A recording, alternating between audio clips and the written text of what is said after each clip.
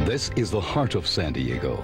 The history of this area is told by significant San Diegans who have made and are making a difference in our community. And our guest today is Oscar Padilla. Let's learn about this famous man's life. He's had a long, distinguished career in business and in the area of civic service. In the area of public service, Mr. Padilla has been a member of the Commission of the Californias since 1993. That's his third time on that commission. He was appointed an alternate representative to the UN by President Bush, 91-92. He was a U.S. representative to the General Assembly of UNESCO. That was back in 1976, appointed by then President Ford. He's a member of the UCSD Dialogue and has been a member of the Board of Overseers at the university. Locally, Oscar Padilla has been a member and chairman of the San Diego Stadium Authority. He's been a member of the Planning Commission. This among his many local activities. He's also received numerous awards and honors. Oscar, it's so nice to have you here. Thank you, Fred. Pleasure and honor. Calexico, Mexico, not Mexico, but Calexico, California in 1924. That's where it started for you. That's where it all started. I have a picture of your folks here. What kind of childhood did you have? It was a small town, as you can imagine, with a connections with border and relations, practically an open border. And it was small, very, very quaint, very friendly, which it still is to a degree. What did you do in high school? Any specific activities that made you stand out a bit? No, I wish I'd taken more interest in my studies, though I don't like to say this for any young person out there, but, or maybe I should. I think I want to make this my example more. If I'd have paid more attention in school and done better with my grades, my parents, I don't recall ever taking a book home with me, doing homework. I don't know how I ever got through high school. But I managed. And looking back now, I wish that I paid more attention to school and studies and learned more than what I came out of learning in high school. World War II came into your life not long after you graduated. No, before. Really? Before I graduated. No. The war started before, but it came into your life after you graduated because before. You went. How? Because I was in junior, yes. and I knew that I would be drafted sooner or later. So I left school to join the Army, get into the Army. I would love to get into the Navy, but I didn't know how to swim. And I said, I'm not going to be on a ship that gets torpedoed out in the middle of the ocean, and I don't know how to swim, so I better stay on land. So I let the draft take me into the Army. 3 years in the military, 1943 to 1946. Where did you serve? I served first in Denver, in Colorado Springs, south of Denver, Colorado. I served there for a period of 12 months. And then we were moved to Tennessee for maneuvers. We were in maneuvers for about six more months. And then I was sent back to Colorado Springs on a cadre to form another unit, a battalion. Mm-hmm. And I was back in Colorado Springs for another 8 months. And then from there we went to Fort Riley to Fort New Jersey, Fort Dix, I believe, in New Jersey, where we were prepared for shipment to Europe, into the European War. You went to Germany, that theater, eventually. Yes. Was the action over by the time you arrived? No, it was just about over. I arrived in October of '44, and as you know, the action ended in May of '45. So I arrived in England first in '44, and from England we moved, they sent us over to Europe sometime in the late part of '44. So I was I was never, fortunately, never in the front lines or in the hostile areas, because I was in the medical unit. Our medical unit was a sort of a field medical unit. It wasn't a hospital, but it was a field medical unit. We were providing ambulance service to the casualties in the front. And so I served in Europe from France, Belgium, and into Germany for a period of about 5 months. Oscar Padilla, was there prejudice against Mexican Americans when you were in the military during World War II? I never noticed it. Well, for one thing, I was the only Mexican American in my unit. But I never noticed it, say, when I went out base to the town, Colorado Springs, or towns in Tennessee. I never observed it or noticed any hostility towards me. In Germany, in the picture on the right, you met your wife-to-be, and tell us about that story. My loving wife, I met her in a town called Traben-Trabach on the Mosel. We were stationed there, and her home was originally in Dusseldorf, but her father, because of the incessant bombing by the Allies, sent her to her mother and her to this small town in Dusseldorf on the Mosel. Let me interrupt to say, now here's a picture of your 50th wedding anniversary. Yes. Not too long ago, several years ago, you and your charming wife, and she still looks wonderful as you do. How did you bring your wife to the United States? Was there any problem? No, you know, I ran more into a problem with her mother than I did with her father. You would think that her father would be very resentful, not only because of seeing her daughter going so far away, but also because of the fact that I was a former enemy of his country. But the father was very supportive of her coming to America to marry me. She was only 19 years of age. The hostilities with Germany had just ended within 5 months when I proposed to her. But we waited a year. I came back back home in March of 46, and she arrived in April of 1947 after clearing through the U.S. Immigration Naturalization Service. So everything was fine, and you went back to Calexico, and you started with the Bank of America. Tell us about your banking career. Well, when I came back, we had as a discharged GI. You were a staff sergeant, were you? I was a master sergeant. Master sergeant. I just discharged a master sergeant, or what they call a sergeant major, who was in charge of the battalion, the administrative end of the battalion.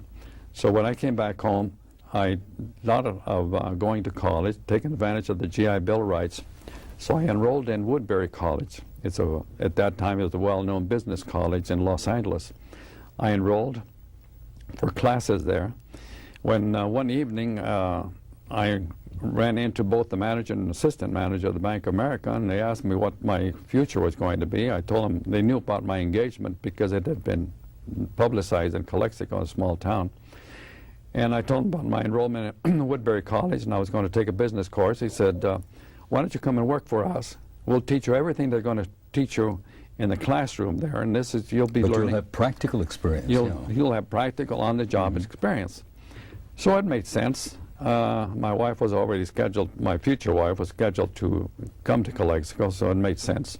So I went to work for them for 3 years. We have a picture, first of all, of you and Ronald Reagan, and you were his interpreter on the Commission of the Californians, yes, which you were appointed to, as I said, 3 different times by different governors. Yes. And give us a quick snapshot of Ronald Reagan, Oscar.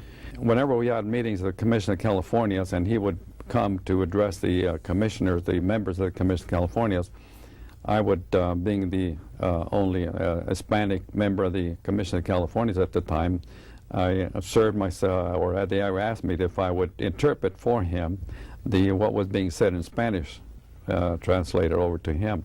So when I was invited to a luncheon at the White House when he was president, and I was telling him about that. I was reminding him that I was his interpreter. And he said, oh, of course. Oh, yes. He grabbed my arm, as you can see in the photograph. Yeah. Of course, he said. Good to see you. About the time you got the idea for starting an insurance business, this is the way the border looked at San Isidro, and the border between San Diego and San Isidro, in a very wonderful historic picture about 1950 or so. Tijuana, of course, in the upper end of the picture in the San Diego area, and San Isidro would have been to the lower part of the picture. How did you get the idea of doing Mexican insurance for Americans and others? I started in the insurance business at the invitation of a local friend of mine in Calexico who asked me if I would come and join him in insurance. I knew beans about insurance, and furthermore, I hated to sell something that wasn't tangible, something that you couldn't show, like an automobile or refrigerator or TV set.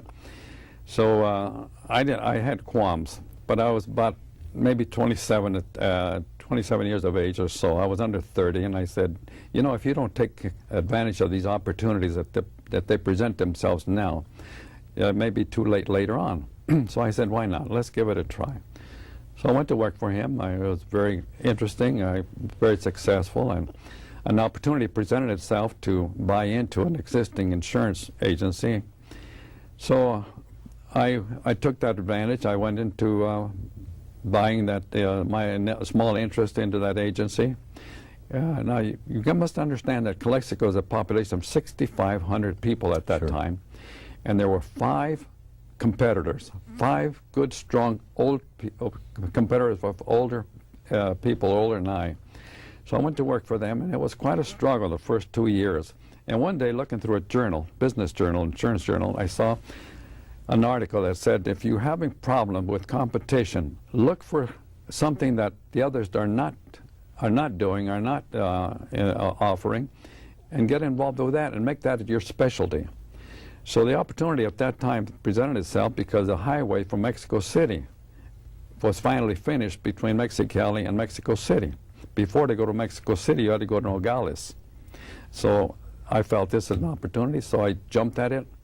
I acquired a Mexican insurance company to underwrite for, and that was a kickoff. And you've done very, very well. Not too long after that, you ran for Congress. No, excuse me, Assembly. for State Assembly in the state of California, out of Calexico, California. And there's Oscar Padilla for State Assemblyman. Knows Valley farm problems, is a veteran, etc., etc. And you met a lot of people during that campaign, including, I believe, Richard Nixon.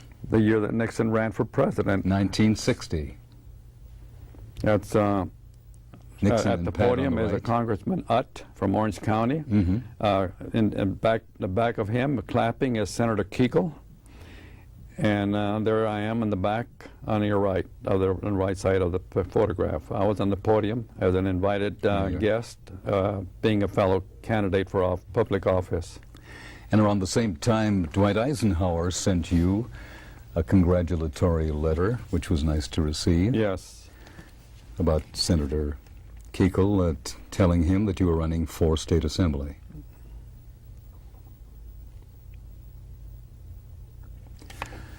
Oscar, you finally make the move to San Diego. You had an office in San Isidro, you had an office in Calexico. And why did you come to San Diego about 1968? 1968 was a year that the Olympics was going to be, Summer Olympics was going to be celebrated in Mexico City. So I figured that San Diego would make a better base to launch my Mexican insurance statewide than in Calexico. So that prompted me to move to San Diego. Always had in the back of my mind to move to San Diego. We have some pictures here of your first attempts at drive-through auto insurance, Padilla's Mexican Insurance drive-through. And then there's another picture right below there. And that was your first auto insurance. And that was the lower one in Calexico? No, San Isidro. They're That both was in in San San Isidro, Isidro. yes. Business is good. You get very, very active in the community. Very good. Very You get successful. appointed to the Commission of the Californias. Yes. And tell us about some of the men and women that you worked with in government that really impressed you, the governors like Deukmejian and Reagan and Wilson. You were appointed to the Planning Commission in 1972 by Pete Wilson here in San Diego. Who I met through the Commission of the Californias. He was an assemblyman and a member of the Commission of the Californias from the legislature. And when he ran for mayor of San Diego the first time, he came to me and asked me if I would serve as his finance chairman, or treasurer, excuse me, treasurer of his campaign, which I very humbly accepted. And when he was elected mayor, he called me and asked me and said that he was going to appoint me to the Planning Commission, which I'm very lucky and very fortunate to accept. What did you learn about San Diego while you were on the Planning Commission, I believe for 8 years, 1972 to 1980? 1972 to 1980. I learned a lot about San Diego, and I learned a lot about the politics that were involved in San Diego. The Planning Commission at that time was being chaired by Lou Wolfsheimer, who has been on your program. Yes. And we had a very interesting 8 years, because we saw the formation and development of Seaport Village, which had to be finally approved by Coastal Commission, but we had a hand in the approval of the Seaport Village. We had the University Town Center came before us. Yes. So did the beginning of Horton Plaza, and also Carmel Valley, which was then known as North City West. They couldn't find a name tag on it, so it then finally ended as Carmel Valley. So many appointments by different presidents. President Ford appointing you to UNESCO, and you were there in Nairobi, Kenya, Yes. in 1976, 1977. Can you give us 20 seconds on that experience? Oh, it was a wonderful experience. It was the first time in the continent of Africa for my wife and I, Margaret. And we served with various members, nations in a new building that Nairobi, the country of Nairobi, built for that purpose, for the hosting of the United Nations. The conference center, which still stands today, of course, yes. And it was the first time in the history of UNESCO that they celebrated their General Assembly outside of Paris, which is their home base. And we were very, very interested. It was very exciting. Oscar Padilla, 1991-92, you're appointed by President Bush as an alternate delegate to the United Nations. On the upper picture, we have Oscar Padilla posing in front of the United Nations. That's our mission in the background. And in the lower picture, some of the people on the delegation with you. This would be Ambassador Pickering, and here is Oscar Yes. Padilla and some of the other people. Tell us about that experience.